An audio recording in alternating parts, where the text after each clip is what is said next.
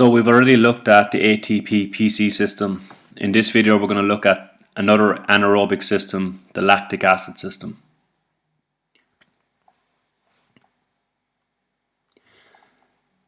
So we said the body has three energy systems. The body moves between each system as you exercise. It has two anaerobic systems and one aerobic system. We have already looked at one anaerobic system, the ATP PC system. And now we're going to look at the second anaerobic system called the lactic acid system. So after 10 seconds the ATP PC system has been used up. Now the body must switch to another system to create energy. So for the first 2 to 3 seconds the body has used up whatever ATP has been available. For the next 8 to 10 seconds phosphocreatine has resynthesized the ADP so it could be used again. Now the ADP must find something else to resynthesize it. This is where glycogen is used. So we know that when we covered nutrition that our body stores glycogen from the carbs that we eat. This is stored in our muscles and in our liver. Our body then converts the glycogen into glucose through a process called glycolysis. Each molecule of glucose is able to resynthesize 2 molecules of ADP. Our body is then able to use this ATP to create energy again.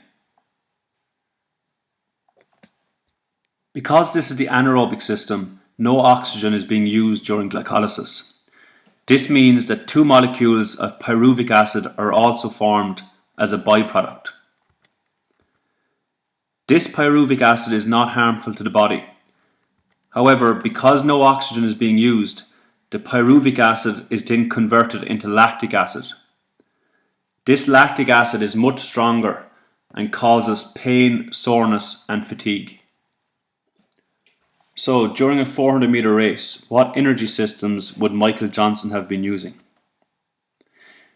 So his world record time is 43.03 seconds. For the first 10 seconds or so, he would have been using his ATP PC system. Then for the remaining 33 seconds, his body would have switched over to the lactic acid system. So the lactic acid system is able to resynthesize 2 molecules of ADP for every 1 molecule of glucose. Because the body needs energy fast, the quickest way of doing this is by not using oxygen. The byproduct of not using oxygen and creating energy quickly is the formation of pyruvic acid. Once this converts to lactic acid and begins to build up, it begins to impact on how you are performing. This energy system lasts about 1 to 2 minutes. It doesn't stop because you run out of glucose. It stops because the pain, soreness and fatigue becomes too much for the body to handle. So in conclusion, the lactic acid system is an anaerobic system. It lasts for between 1 to 2 minutes, and you will find some research that says even up to 3 minutes, but the norm is approximately 2 minutes. You need to be working at close to maximum intensity for this system to be used.